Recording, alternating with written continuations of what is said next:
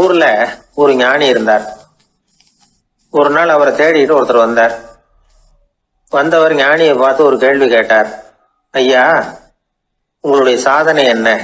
இதுதான் அவர் கேட்ட கேள்வி. இதை கேட்டதும் அந்த ஞானி நிமிர்ந்து இவரை பார்த்தார். அப்புறம் சொன்னார், அது ஒன்றும் பெரிய விஷயம் இல்லை, அது ரொம்ப எளிமையான ஒண்ணு. எப்போ எனக்கு பசிக்குதோ அப்போ நான் சாப்பிட்டுருவேன், எப்போ எனக்கு தூக்கம் வருதோ அப்போ நான் தூங்கிடுவேன், அவ்வளவுதான் அப்படின்னார். கேள்வி கேட்டவர் ஒரு மாதிரி ஆயிட்டார்.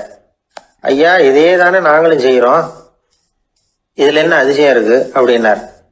இப்ப அந்த ஞானி சொன்னாராம், இங்கதான் நீங்க தப்பு பண்றீங்க அப்படின்னாராம். அப்படியான்னாரு இவர். ஆமா அப்படின்னாராம்.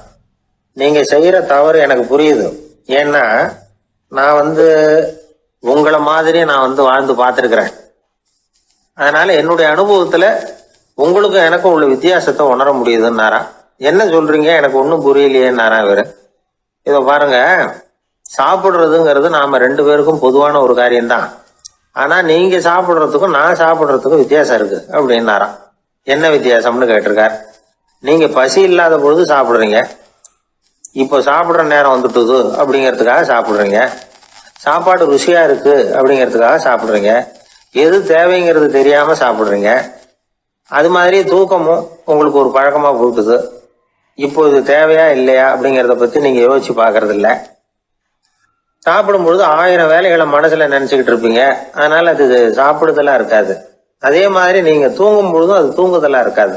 ஏகப்பட்ட கனவுகள் வரும். உங்க மனசு மேலும் மேலும் கனவுகளை உருவாக்கி கொண்டே இருக்கும்.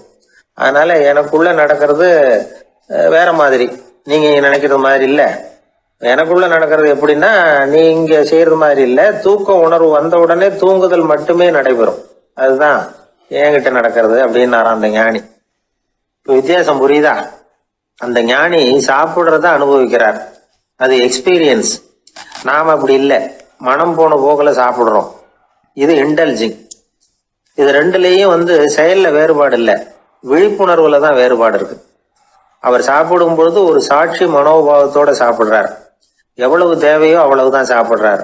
ஏன்னா அவருடைய விழிப்புணர்வு முழுமையா செயல்படுது. அதனால அவர் சாப்பிடும் பொழுது நம்மை விட மகிழ்ச்சியா இருக்கிறார். நாம அப்படி இல்லை, வயிற்றை நிரப்புறதுக்காக சாப்பிடுறோம். இன்னும் சொல்ல போனா சாப்பிடும் பொழுது நாம அங்கேயும் இருக்கிறது இல்லை, எங்கேயோ போயிடுறோம். உடம்பு மட்டும்தான் அங்க இருக்கும். ஆனா ஞானி அப்படி இல்லை. அவர் சாப்பிடும் பொழுது சாப்பிடுதல் மட்டுமே இருக்கும். எந்த ஒரு செயலையும் விழிப்புணர்வோட செய்யலாம், மனம் போன போக்கிலையும் செய்யலாம். விழிப்புடன் செய்யறப்போ செய்யும் செயல் நம்ம அனுபவமாகிறது, அவ்வளவுதான். இதெல்லாம் பெரிய தத்துவம் மாதிரி தெரியும். இருந்தாலும் நாம புரிஞ்சுக்க வேண்டியது என்னன்னா, எந்த காரியத்தை செஞ்சாலும் அதுல முழு ஈடுபாடு வேணுங்கிறது முக்கியம். அந்த அளவுக்கு முதல்ல நம்மளை மாத்திட்டா போதும். ஆனா நம்ம ஆளுங்க அந்த அளவுக்கு இருக்கிறது இல்ல, எல்லாமே அரைகுறை தான். கேட்டா ஞாபகம் மருதி.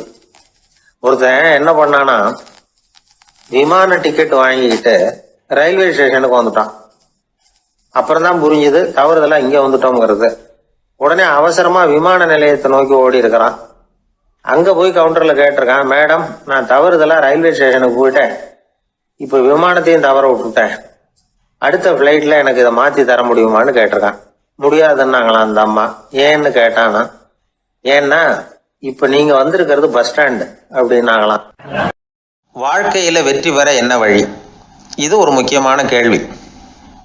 இதுக்கு எல்லாரும் பொதுவா சொல்ற ஒரு பதில், உழைச்சா வெற்றி பெறலாம் அப்படிங்கிறது தான்.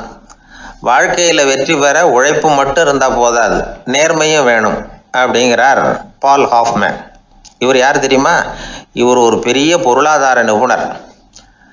2வது உலகப் போர் முடிஞ்ச சமயம் அப்போ இவர் அமெரிக்காவின் நிதி ஆலோசகராக இருந்தார். தன்னுடைய வாழ்க்கையில நடந்த பழைய நிகழ்ச்சி ஒன்று அவர் சொன்னார். இளம் வயசுல படிச்சு முடிச்சதும் அவர் வேலை தேடிக்கிட்டு இருந்தாராம்.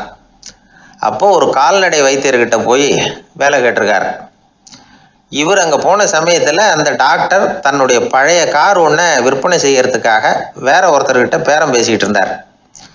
வாங்க வந்தவர் இவர்கிட்ட அந்த காரை பற்றின விவரம்லாம் கேட்டுக்கிட்டு இருந்தார். கார் நல்ல நிலைமையில் இருக்குமா அப்படிங்கிற கவலை அவருக்கு. எல்லா விவரங்களையும் கேட்டுக்கிட்டு அவர் கடைசியா சொன்னார், டாக்டர், இந்த காரை நீங்களே என்னுடைய ஊருக்கு ஓட்டிட்டு வர வேண்டியது.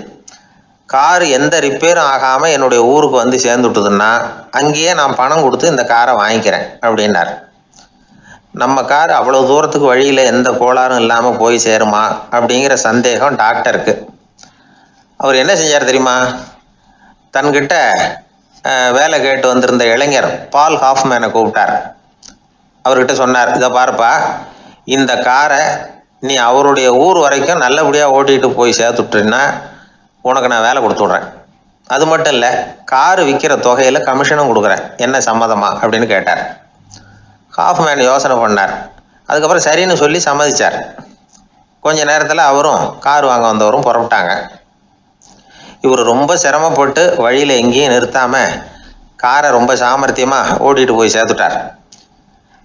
இவரை அழைச்சிக்கிட்டு வீட்டுக்குள்ளே போனார். அப்புறம் கேட்டார், இதை பார்ப்பா, இப்போ சொல்லு, இந்த காரோட நிலைமை இப்போ எப்படி இருக்குது? உண்மையிலேயே இது நல்ல நிலைமையில் இருக்குதா? உன்னுடைய மனசாட்சிப்படி பதில் சொல் அப்படின்னார்.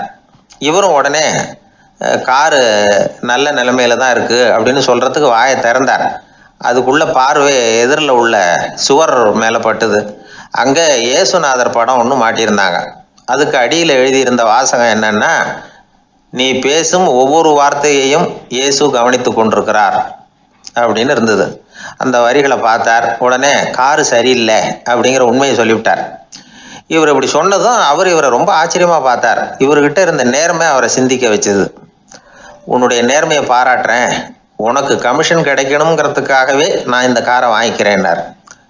இப்போ அவர் திகைச்சு போய் நின்னார். மறுபடியும் அவர் சொன்னார், நீ காரை ஓட்டிகிட்டு வரும்பொழுதே உன்னுடைய திறமையை பார்த்தேன், உனக்கு விருப்பம் இருந்தால் நீ என்கிட்டயே வேலைக்கு சேர்ந்துடலாம் அப்படின்னார். பால் ஹாஃப்மேன் அவர்கிட்ட வேலைக்கு சேர்ந்தார். படிப்படியாக முன்னேறினார். கடைசியில் பார்த்தீங்கன்னா அமெரிக்காவினுடைய நிதி ஆலோசகராக ஆனார். அதுக்கப்புறம் அவர் அந்த பழைய சம்பவத்தை எப்பவும் மறக்கிறதில்ல, அடிக்கடி சொல்கிறது உண்டு. அதனால் இதிலேருந்து நாம் தெரிஞ்சுக்க வேண்டியது என்னென்னா, வாழ்க்கையில் முன்னுக்கு வரணும்னா உழைப்பு மட்டும் போதாது, நேர்மையும் வேணும். ஆனால் இந்த காலத்தில் சிலருடைய நேர்மை நமக்கு ஆச்சரியமாக கூட இருக்கும். ஒருத்தர் புஸ்தக கடை வச்சுருந்தார். ரொம்ப நேரமாக தேடி ஒரு புத்தகத்தை கையில் எடுத்தார். அதுக்கு பில் போட சொன்னார்.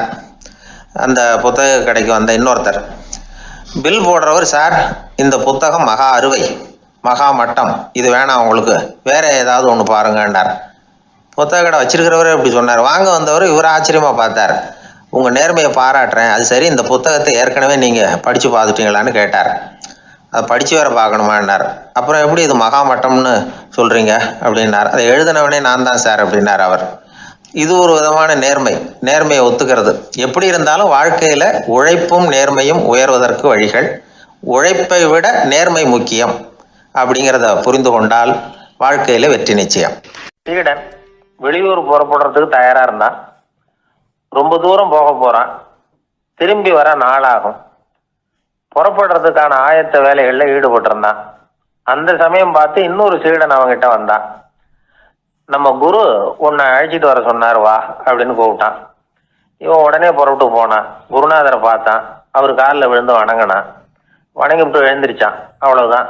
குரு ஏதாவது உபதேசம் பண்ணுவாருன்னு எதிர்பார்த்தான். ஆனால் நடந்தது என்ன தெரியுமா? குரு அவனுக்கு ஓங்கி ஒரு அடி கொடுத்தார். எதிர்பாராம இந்த அடியை வாங்கினதும் அந்த சீடன் அதிர்ந்து போயிட்டான். பக்கத்தில் இருந்த மற்ற சீடர்களும் திகைச்சு போய் நின்றுட்டாங்க. அடி வாங்கின சீடனுக்கு மனசுக்குள்ள குழப்பம். நாம என்ன தப்பு பண்ணணும்? புறப்படுற நேரத்துல இப்படி குரு கிட்ட அடி வாங்குற மாதிரி ஆயிட்டுதே அப்படின்னு நினைச்சு மனசுக்குள்ள ரொம்ப வேதனைப்பட்டான். கொஞ்சம் துணிச்சலை வர வச்சுக்கிட்டு குருநாதர்கிட்டயே கேட்டுட்டான், சுவாமி, நான் என்ன தப்பு பண்ணினேன்?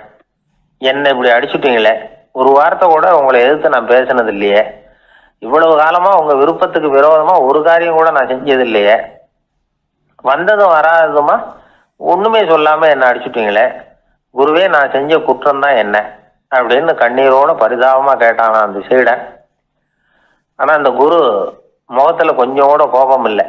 அவர் சிரிச்சுக்கிட்டே நின்றுகிட்டு இருந்தாராம். அதுக்கப்புறம் சொன்னாராம், என்னுடைய அருமை சீடனே, நீ ஒரு தவறும் பண்ணல. நான் உன்னை அடிச்சது நீ ஏதோ தப்பு பண்ணிவிட்டேங்கிறதுக்காக இல்லை. நீண்ட பயணம் போக போறேன், ஞாபகமா ஏதாவது கொடுத்து அனுப்ப வேணாமா? நீ ஞானம் பெற்ற பிறகுதான் திரும்பி வர போறேங்கிறது எனக்கு தெரியும். அதுக்கு பிறகு உன்னை வந்து அடிக்க முடியுமா? அதனால இப்ப கிடைச்சிருக்கிற இந்த வாய்ப்பை பயன்படுத்திக்கிட்டேன். அப்போதைக்கு இப்பவே அடிச்சுட்டேன், அவ்வளவுதான், வேற ஒண்ணும் இல்லை அப்படின்னாராம். குரு சிரிச்சுக்கிட்டே இப்படி சொல்றார். இருந்தாலும் இதுவும் ஒரு உபதேசம் தான்.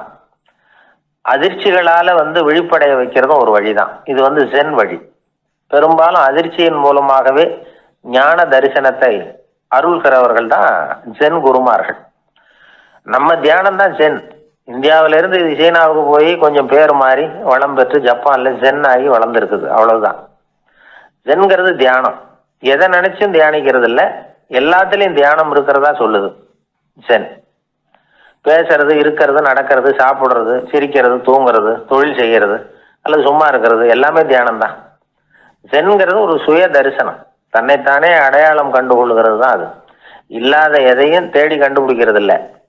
சென் மார்க்கத்தை பத்தி ஓஷோ என்ன சொல்றாரு தெரியுமா? காணாமல் போன தன்னுடைய மூக்கு கண்ணாடி தன்னுடைய மூக்கின் மேல் இருப்பதை கண்டுகொள்வது போன்றது ஜென் அப்படிங்கிறார்.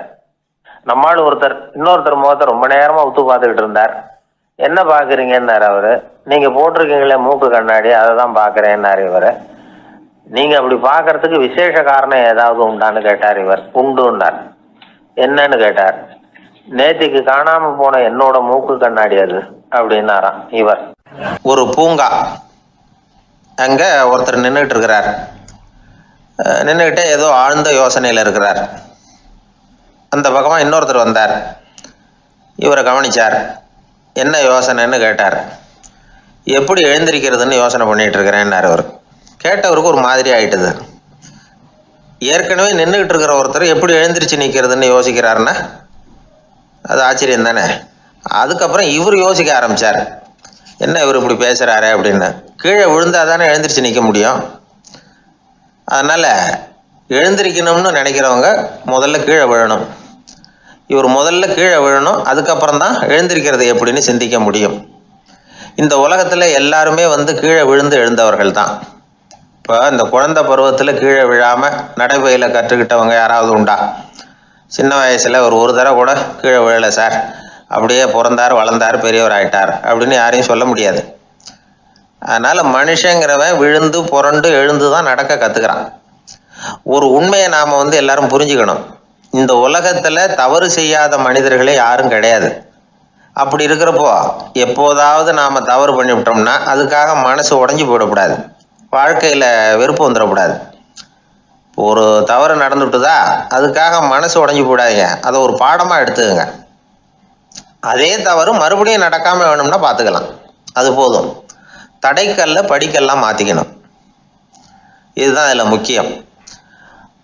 ஒரு அலுவலகம், அங்க ஒரு அதிகாரி, அவர் உயர்ந்த பதவியில் இருந்தார், சிறந்த நிர்வாகின்னு பேர் வாங்கினவர்.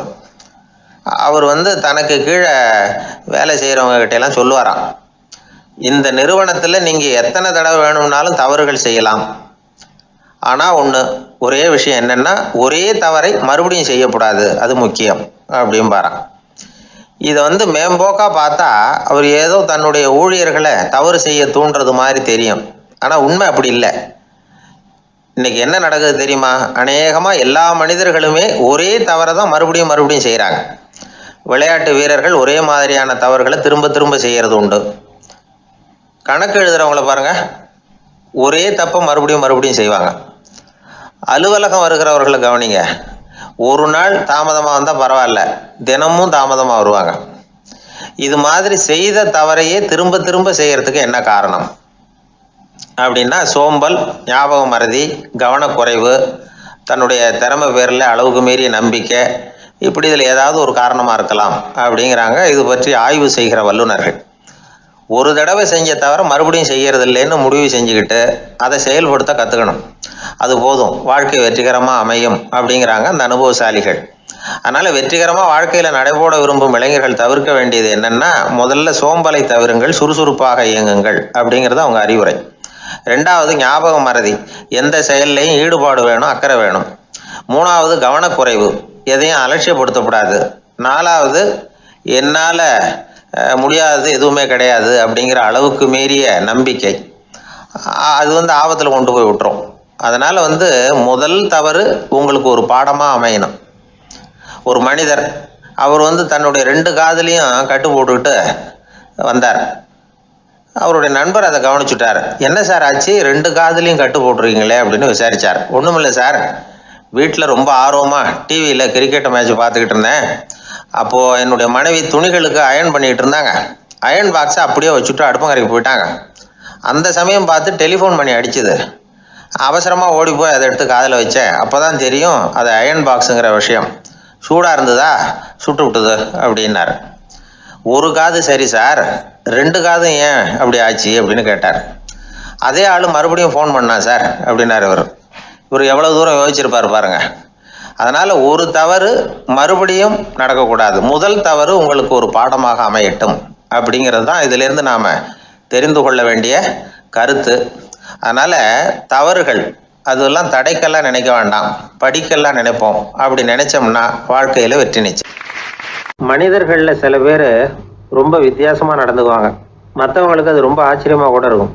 அந்த ஆள் ஒரு மாதிரி பார்த்து நடந்துக்கோ அப்படின்னு கூட சொல்கிறது உண்டு. இவங்களை பார்த்து நாம் பித்து குளியும்போம். உளவியல் இவங்களை எக்ஸென்ட்ரிக்ஸ் அப்படின்னு சொல்லுது. இவங்களை மனநோயாளிகள்னு தவறாக புரிஞ்சிக்கக்கூடாது. அவங்க வேற, இவங்க வேற. எக்ஸென்ட்ரிக்ஸ் பற்றின சில விவரங்கள் ஒரு புத்தகத்தில் இருக்குது. அதாவது ஸ்காட்லாந்தில் ஒரு உளவியல் மருத்துவர் அதை எழுதியிருக்கிறார். அவர் பேர் டாக்டர் டேவிட் வீக்ஸ். அவருக்கு ஒரு உதவியாளர் இருந்தாராம். அவர் பேர் கேட் வுட். இவங்க 2 பேரும் சேர்ந்து இங்கிலாந்து பூரா சுற்றி பார்த்துருக்காங்க. 3 வருஷம் சுற்றினாங்களாம். நான் சொன்னது மாதிரி ஒரு மாதிரியாக இருக்கிற ஆசாமிகள் பல பேரை சந்தித்து பேசி அவங்கள பற்றி ஆய்வுலாம் நடத்தியிருக்கிறாங்க. அப்படி நடத்தி அதை ஒரு புத்தகமாக எழுதியிருக்கிறாங்க. நிறைய பேசி பார்த்துட்டு அவங்க சொல்லியிருக்கிறத கேட்டால் ரொம்ப ஆச்சரியமாக இருக்குது. நாம் இவங்களை பார்த்து பித்துக்குழிங்கிறோம், எக்ஸென்ட்ரிக்ஸ் அப்படின்னு சொல்கிறோம், கிண்டல் கூட பண்ணுறோம். ஆனால் அவங்களோட அறிவு ரொம்ப தெளிவானதான். இந்த ஆராய்ச்சியாளர்கள் சொல்கிறாங்க. அவங்க உடல் நலமும் ரொம்ப நல்லா இருக்குதான், உடம்புலையும் எந்த கோளாறும் இல்லையா. அவங்களுக்கு மகிழ்ச்சியும் அதிகமாக, ஆயுளும் அதிகமாக. அவங்களில் பல பேர் என்ன சொல்கிறாங்கன்னா, நீங்கள் நினைக்கிறது மாதிரி இல்லை நாங்கள், ஆனால் நாங்கள் மற்றவங்கள்லேருந்து வேறுபட்ட தன்மை உள்ளவங்க அப்படிங்கிறத ஒத்துக்கிறாங்களாம். இந்த உலகம் பிறந்ததுலேருந்தே இப்படிப்பட்ட வித்தியாசமான ஆசாமிகளும் பிறந்திருக்கிறாங்க. சரி, அப்படிப்பட்டவங்க எப்படி இருப்பாங்க? இப்போ ஒரு மகாராஜா தன்னோட நாய்க்கு லட்சக்கணக்கில் பணம் செலவு பண்ணி கல்யாணம் பண்ணி வச்சிருக்கிறார். ஒரு கோடீஸ்வரர் தான் வளர்த்துக்கிட்டு இருந்த பூனைகளுக்கு தன்னோட சொத்து பூராவும் எழுதி வச்சிருக்கிறார். இது மாதிரி ஒருத்தர் 2 பேர் இல்லை, நிறைய பேர் உண்டு. சில பேர் எப்படி தெரியுமா? அவங்களுக்கு வசதியில் எந்த குறையும் இருக்காது. வீடு, காரு, பணம் எல்லாம் தாராளமாக இருக்கும். அப்படி இருந்தாலும் அவங்கக்கிட்ட ஒரு பழக்கம் இருக்கும். யாராவது ஒரு நண்பர் வீட்டு விசேஷத்துக்கு போயிருப்பார், இல்லைன்னா ஒரு கடைக்கு போயிருப்பார். அவங்க ரொம்பவும் மரியாதையாக வரவேற்று எல்லாம் பண்ணிகிட்டு இருப்பாங்க. ஆனால் இவர் அவங்களுக்கு தெரியாமல் ஏதாவது ஒரு பொருளை திருடி பாக்கெட்டில் போட்டுட்டு வந்துடுவார். அப்படி வந்தால் தான் இவருக்கு திருப்தி. பல பேர் அவங்க வளர்த்த பிராணிகளுக்கு பளிங்கு கல்லால் சமாதி கட்டி வச்சிருக்கிறாங்க. இப்படிலாம் பண்ணுறாங்க. பல பேர் அவங்களுக்கு பிடித்தமான ஒருத்தர் எப்படியோ அதே மாதிரி தலைமுடி, தாடி வச்சுக்கிறது, உடை உடுத்திக்கிறது, மலை குகையில் போய் குடியிருக்கிறது, இப்படி எவ்வளவோ வினோதமான நடவடிக்கைகள். இவங்களையெல்லாம் ஆய்வு பண்ணின டாக்டர் வீக்ஸ் என்ன சொல்கிறாரு தெரியுமா? பொதுவாக இவங்க உயர்ந்த புத்திசாலிகளாக இருக்கிறாங்க. ஒருமைப்பட்ட மனம், கருமையுமே கண்ணான பண்பு, தனிமையை நாடுற மனப்பான்மை எல்லாம் இவங்களுக்கு உண்டு. அவங்கள பல பேர் அவங்க பெற்றோருக்கு முதல் குழந்தை அல்லது ஒரே குழந்தை, இப்படி தான் இருக்கிறாங்க. இது மாதிரியானவங்க பெண்கள் 1 பங்குன்னா ஆண்கள் 2 பங்கு. இவங்கெல்லாம் ஆக்கப்பூர்வமான செயல் செய்கிறாங்க. அப்படிப்பட்டவங்களாக தான் இருக்கிறாங்க. அடுத்தவங்க கிட்ட அன்பு காட்டுறவங்களா இருக்கிறாங்க, உற்சாகம் ஊட்டுறவங்களா இருக்கிறாங்க. அவங்களுடைய ஆக்கப்பூர்வமான பணிகளுக்கு ஊக்கம் கொடுத்தா அவங்க மன சந்தோஷமும் உடல் நலமும் பெருகும், ஆயுளும் கூடும். இதெல்லாம் அந்த டாக்டருடைய கண்டுபிடிப்பு. பித்துக்குழித்தனத்துக்கும் மனநோய்க்கும் வித்தியாசம் உண்டுங்கிறத சொல்கிறது தான் இந்த தகவல். அதனால் 2ம் ஒன்றுன்னு நினச்சிடக்கூடாது. ஒரு நண்பன் ஒருத்தனை பற்றி சொல்கிறோம். அவன் எந்த வகைன்னு நீங்களே முடிவு பண்ணுங்களேன். அவன் ஒரு கல்யாண வீட்டுக்கு போய் சாப்பிட்டுட்டு வெளியில் வந்தோம். அவங்க கூட வெளியில் வந்த உடனே ரொம்ப நேரமாக தன்னோட செருப்பை தேடிக்கிட்டு இருந்தான். என்னப்பா இன்னுமா அவன் செருப்பு கிடைக்கல அப்படின்னு கேட்டோம். இல்லை என்னது முன்னாடியே கிடைச்சுட்டுது, அதை விட நல்லதாக ஏதாவது கிடைக்குமான்னு பார்க்குறேன் அப்படின்னா அவன். ஒரே ஒரு ஊரில் ஒரு ராஜா இருந்தார், ரொம்ப நல்லவர். ஒரு நாள் அரண்மனையில் விசாரணை நடந்துகிட்டு இருக்குது. அதில் ஒரு வழக்கு. ஒரு விவசாயி புகார் கொடுக்குறார். என்ன புகார்னா, அவர் வயலில் ஆடுகள் மேய்ஞ்சி பயிரை அழிச்சுட்டுது. நிறைய உழைச்சி செலவு பண்ணி பயிரை உண்டாக்கி வச்சுருந்தேன், எல்லாம் போயிட்டுது. இனிமேல் நான் என்ன செய்யறது? நீங்கள் தான் சரியான தீர்ப்பு வழங்கணும் அப்படின்னார் அந்த விவசாயி. அந்த ஆடுகளுக்கு சொந்தக்காரர் யாருன்னு கண்டுபிடிச்சி அரண்மனைக்கு அழைச்சிட்டு வாங்கன்னு உத்தரவு போட்டார் ராஜா. சேவகர்கள் போனாங்க, ஆளை கண்டுபிடிச்சாங்க, கூப்பிட்டுக்கிட்டு அரண்மனைக்கு வந்துட்டாங்க. ராஜா விசாரணை பண்ணார். அப்புறம் விசாரித்து முடிச்சுவிட்டு தீர்ப்பு வழங்கினார். இந்த விவசாயி அடைந்திருக்கிற இழப்புக்கு ஈடாக உன்னுடைய ஆடுகளை அவங்ககிட்ட கொடுத்துட வேண்டியது அப்படின்னு சொல்லிவிட்டார். உன்கிட்ட இருக்கிற ஆடு பூரா அவன்கிட்ட கொடுத்துரு, அந்த ஆட்டுனால் ஏற்பட்ட இழப்பு சரியாக போகட்டும் அப்படின்னு தீர்ப்பு வழங்கிட்டார். அந்த மன்னருடைய மகன் இதை பார்த்துக்கிட்டே உட்காந்துருந்தான். இந்த தீர்ப்பை இன்னும் கூட சிறப்பாக வழங்கலாமே அப்படின்னு நினச்சான். அப்பாக்கிட்ட சொன்னான். உடனே அந்த அரசர், சரி நீயே இதுக்கு சரியான தீர்ப்பு சொல்லு அப்படின்னார். அந்த இளவரசன் தீர்ப்பு சொல்கிறான். அவன் சொன்ன தீர்ப்பு என்னன்னா, உங்ககிட்ட இருக்கிற ஆடுகள் எல்லாத்தையும் 1 வருஷ காலத்துக்கு அந்த விவசாயிகிட்ட ஒப்படைச்சிட வேண்டியது. அந்த 1 வருஷத்துக்குள்ள அந்த ஆடுகள் போடுற குட்டிகள், பால், எரு எல்லாம் விவசாயி எடுத்துக்க வேண்டியது. 1 வருஷத்துக்கு அப்புறம் உங்களுடைய ஆடுகளை நீங்களே திருப்பி வாங்கிக்க வேண்டியது. இதுதான் இளவரசன் சொன்ன தீர்ப்பு. இது சரியான தீர்ப்பு தான். இனிமே என்னுடைய அரச பொறுப்புகளை இளவரசர் வசம் ஒப்படைக்கிறேன் அப்படின்னு சொல்லி ஒப்படைச்சுட்டாராம். அதாவது தாவூத் நபி, சுலைமான் நபி இவர்களுடைய சரித்திரத்தில் இந்த சம்பவம் காணப்படுறதாக ஒரு நண்பர் சொன்னார். ஒரு தண்டனையை பெறுகிறவன் அதுக்கு பிறகு சமூகத்தில் நல்ல விதமாக வாழறதுக்கு வாய்ப்பு இருக்கிறது மாதிரி அமையணும் தீர்ப்பு. அதுக்கு இது ஒரு உதாரணம்.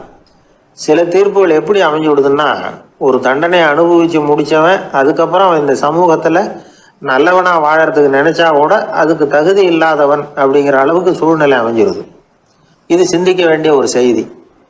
இன்னொரு ஊரில் ஒரு ராஜா இருந்தார். அவர் ஒரு நாள் ஒரு போட்டி வச்சார்.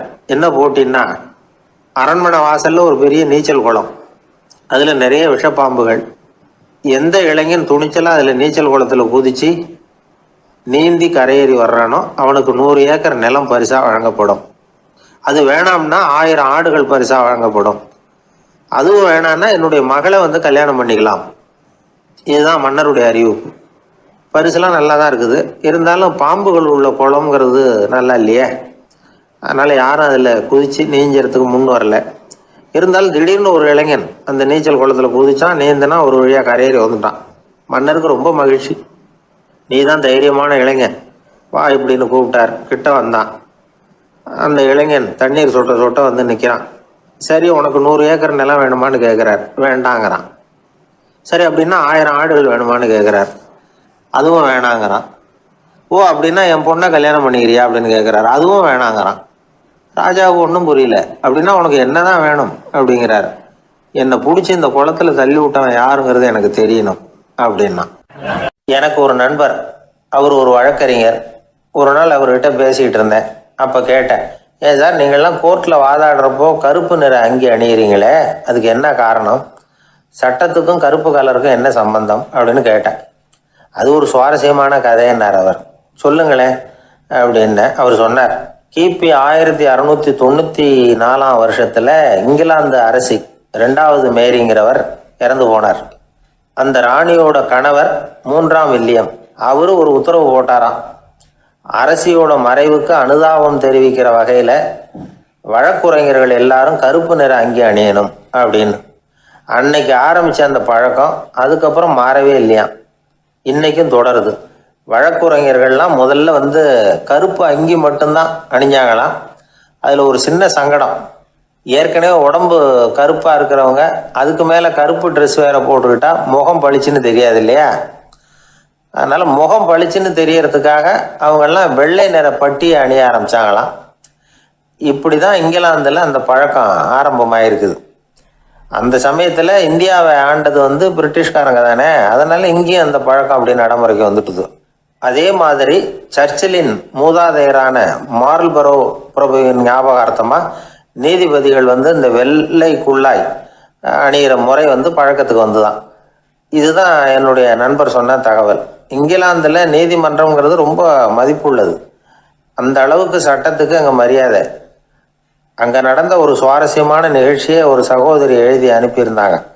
அவங்க அப்பா நீதித்துறையை சேர்ந்தவரா. அவர் சொன்னதான் இது. அவங்க எழுதி அனுப்பியிருந்த விஷயம் என்னென்னா, அங்கே ஒரு கேஸில் ஒரு முக்கியமான தீர்ப்பு வழங்க வேண்டி இருக்குது. ஜட்ஜு, பாரட்லா படித்த பெரிய பெரிய வக்கீல்கள், ஜூரி எல்லாருமா கூடி அந்த கேஸை பற்றி விவாதிக்கணும். சுமாராக 40 பேர். இதுக்காக கோர்ட்டு ஹாலில் விசேஷ சேம்பரில் நுழையிறதுக்கு முன்னாடி அவங்கெல்லாம் தங்களுடைய கோட்டு, தொப்பி எல்லாத்தையும் கழட்டி அங்கே நின்றுக்கிட்டு இருந்த ஒரு அட்டெண்டர்கிட்ட கொடுத்துட்டு உள்ளே போனாங்க. அந்த ஆள் படிக்காதவர். அவர் ஒவ்வொருத்தர் கொடுக்குறதையும் வாங்கி அங்கே அப்படியே ஒரு இடத்துல அடுக்கி வைக்கிறார். அப்படியே வாங்கி உள்ளே வச்சுக்கிட்டு இருக்கிறார் ஒவ்வொரு இடத்துல. அது அவரோட வேலை. உள்ளே போன ஜட்ஜி, வக்கீல், ஜூரி எல்லாரும் ரொம்ப நேரமாக அந்த கேஸை பற்றி விவாதிக்கிறாங்க. ஒரு நாள் பூரா ஆயிட்டுது. அவ்வளவு தீவிரமாக அக்கு வேறு ஆணி வேறையை பிச்சு உதறி இருக்கிறாங்க. ஒரு வழியாக 13 மணி நேரம் கழித்து வெளியில் வந்திருக்கிறாங்க. ஒவ்வொருத்தராக வர வர அந்த அட்டெண்டரும் அவங்கவுங்க கோட்டு, தொப்பியை அவங்கக்கிட்ட எடுத்து ரொம்ப மரியாதையாக திருப்பி கொடுத்துக்கிட்டு இருக்கிறார். கடைசியாக ஜட்ஜ்மெண்ட்லாம் எழுதி முடிச்சுட்டு ரொம்ப திருப்தியோடவும் களைப்போடவும் வெளியில் வந்துக்கிட்டு இருக்கிறாராம். இந்த ஆள் அவருடைய மேல் கோட்டையும் தொப்பியையும் எடுத்து அவர்கிட்ட ரொம்ப மரியாதையோடு நீட்டினாராம். ஜட்ஜுக்கு ரொம்ப ஆச்சரியம். இந்த ஆள் எப்படி இவ்வளவு பேரோட கோட்டு, தொப்பி எல்லாத்தையும் ஞாபகம் பேசகாமல் திருப்பி கொடுக்குறார் அப்படிங்கிறது அவருக்கு ஆச்சரியம். அதனால் அவர் அந்த ஆளை பார்த்து கேட்டாராம், ஏப்பா இந்த கோட்டை கொடுக்குறியே, இது என்னோடது தானா, என்னோடது தான்னு உனக்கு எப்படி தெரியும் அப்படின்னாராம். இதுக்கு அந்த பியூனு ரொம்ப பதவிசா பதில் சொன்னாராம், ஐயா இந்த கோட்டு ஹேட்டை உங்ககிட்ட வாங்கி மாட்டினேன், இப்போ திரும்ப உங்ககிட்ட தரணும், தந்துட்டேன், இதுதான் என்னோட வேலை. மற்றபடி இது உங்களோட தான் இல்லையா அப்படிங்கிறதெல்லாம் எனக்கு தெரியாதுங்க அப்படின்னாராம். அன்பா இருக்கணும்னு அநேக பெரியவங்க சொல்லியிருக்கிறாங்க. நாமளும் அதை கேட்டுவிட்டு அன்பு காட்டுறதுக்கு தயாராக தான் இருக்கிறோம். அதை வாங்கிறதுக்கு தான் ஆளை காணும். இருந்தாலும் அன்புல எத்தனையோ வகை உண்டு. அதை சரியாக புரிஞ்சுக்கிட்டு அதுக்கப்புறம் அன்பு காட்ட ஆரம்பிக்கணும். வகையை புரிஞ்சிக்காமல் அன்பு காட்டினா வம்புல மாட்டிக்க வேண்டியது தான். அன்புன்னா சாதாரணமாக நினச்சி விடாதீங்க. அதில் எவ்வளோ விதம் தெரியுமா? இரக்கம், கருணை, காருண்யம், பந்துத்துவம், பட்சம், பாசம், நேசம், விசுவாசம், அபிமானம், காதல், பக்தி, இப்படி பல விதமாக அதை பற்றி சொல்லி வச்சிருக்கிறாங்க பெரியவங்க. இந்த வார்த்தைகள்லாம் நாம் கேள்விப்பட்டது தான். இருந்தாலும் அதுகளுக்குள்ள என்ன வித்தியாசம்னு கேட்டால் சரியாக சொல்ல தெரியாது. அதனால் இந்த வார்த்தைகளுக்கெல்லாம் பெரியவங்க என்ன விளக்கம் சொல்கிறாங்கன்னு இப்போ பார்க்கலாம். எளியவர்கள் மேலே செலுத்துகிற அன்பு இருக்கு பாருங்க, அதுக்கு இரக்கம்னு பேர். அறிவு பலம், சரீர பலம், இது ரெண்டும் இல்லாதவங்க மேலே, அதாவது வலிமையற்றவர்கள் மேலே செலுத்துகிற அன்பு இருக்கு பாருங்க, அதுதான் கருணை. எறும்புலேருந்து யானை வரைக்கும் சகல ஜீவராசிகள் மேலேயும் காட்டுற அன்புக்கு காருண்யம்னு பேர், ஜீவகாருண்யம். சிவி சக்கரவர்த்தி காட்டின அன்பு இந்த ரகம். உறவினர்கள், சொந்தக்காரங்க, அவங்க வசதியாக இருந்தாலும் வறுமையில் இருந்தாலும் வித்தியாசம் இல்லாமல் காட்டுற அன்பு இருக்கு பாருங்க, அதுக்கு பேர் பந்துத்துவம். ஒரு எஜமானன் வேலையாள்கிட்ட காட்டுற அன்பு இருக்கு பாருங்க, அதுக்கு பேர் தான் பட்சம். அவனும் தன்னை மாதிரி மனுஷன்தாங்கிற நினப்பு வேணும். ஒரு தாய் தன்னுடைய குழந்தை மேலே, ஒரு குழந்தை தன்னுடைய தாய் மேலே செலுத்துகிற அன்புக்கு பாசம்னு பேர். ஈருடல் ஓர் உயிர்னு நினைக்கிறது இது. ராமரும் கௌசலையும் இதுக்கு உதாரணம். தம்மை ஒத்த நண்பர்கள் கிட்ட செலுத்துகிற அன்புக்கு நேசம்னு பேர். வயசு, செல்வம், அந்தஸ்து இந்த வித்தியாசமெல்லாம் பார்க்காம அவங்க சுக துக்கத்தில் சமபங்கு எடுத்துக்கிறது இது. கிருஷ்ணன் குசேலர்கிட்ட காட்டினது இந்த ரகம். வேலை செய்கிறவன் முதலாளிகிட்ட காட்டுற அன்புக்கு விசுவாசம்னு பேர். தேசத்து மேலேயும் தாய்மொழி பேர்லையும் செலுத்துகிற அன்புக்கு அபிமானம்னு பேர். தேசாபிமானம்னு சொல்கிறோமே, இதுதான். ஒரு கணவன் மனைவி பேரில் காட்டுற அன்புக்கு காதல்னு பேர். கடவுள் பேரில் செலுத்துகிற அன்புக்கு பக்தின்னு பேர். இப்படி அன்புல பல ரகம் இருக்கிறப்போ அதில் உள்ள வித்தியாசம் தெரியாமல் இடம் மாற்றி அன்பு காட்டினா இடைஞ்சல் தான்.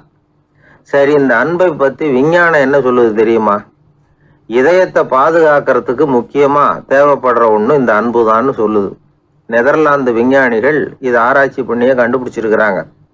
கொஞ்சம் முயல் குட்டிகளை 2 பிரிவாக பிரித்தாங்க. 2 குரூப்புக்கும் கொழுப்பு அதிகமாக உள்ள ஆகாரத்தையே கொடுத்துக்கிட்டு வந்தாங்க. ஆனால் ஒரு குரூப்புக்கு வெறுமன ஆகாரத்தை கொடுத்ததோட சரி, இன்னொரு குரூப்பு முயல்களுக்கு ஆகாரம் கொடுத்ததோடு நிறுத்திக்கல. அதுக்கு முன்னாடி கூண்டுகளை திறந்து விட்டு முயல்களை கொஞ்ச நேரம் எடுத்து கொஞ்சி விட்டு அதுக்கப்புறமா ஆகாரம் கொடுத்தாராம் ஆராய்ச்சியாளர். இந்த குரூப்புக்கு இதய பாதிப்பு 60% குறைச்சலாக இருந்துதான். சில நோயாளிகளுக்கு ஹார்ட் அட்டாக் வந்தாலும் அதை தாங்கிக்கிட்டு குணமாகிற சக்தி அதிகமாக இருக்குது. இது எப்படின்னு ஆராய்ச்சி பண்ணி பார்த்துருக்குறாங்க. அவங்கெல்லாம் மனைவி தன் பேரில் ரொம்ப அன்பாக இருக்கிறதாக நினைக்கிறவங்களாம் இருக்கிறாங்களாம். இதய நோயாளிகள் பல பேரை சந்தித்து இதய நோய் ஏற்பட என்ன காரணம்னு கேட்டிருக்கிறாங்க. அவங்க சொன்ன காரணம்லாம் சாப்பாடு சம்மந்தமாக இல்லையா, மனைவி அன்பா இல்லை, இப்படிப்பட்ட காரணத்தை தான் சொல்கிறாங்களாம். அதனால் இதயத்தை பாதுகாக்கணும்னு நினைக்கிறவங்க அடுத்தவங்க அன்பாக இருக்கிறது மாதிரி பார்த்துக்குங்க, அதுதான் முக்கியம். ஒருத்தர் முகம் பூரா பிளாஸ்டரி போட்டுக்கிட்டு வந்தார். ரொம்ப கோபமா, என்னங்க ஆச்சுன்னு விசாரித்தேன். எல்லாம் உங்களால் தான் சார்னார். விவரமாக சொல்லுங்களேன். என்ன உங்கள் தகவலை கேட்டுட்டு ஒரு பூனைக்குட்டியை கையில் எடுத்தேன், அன்பாக அதை தடவி கொடுக்கறதுக்காக. ஆனால் அது முந்திக்கிட்டது, அது என் முகத்தை தடவி கொடுத்துட்டுது. முகம் பூரா நகை கீறல், அதுதான் இப்படி அப்படின்னார். அன்புல அறிவு சேராததுனால வந்த கோளாறு இது.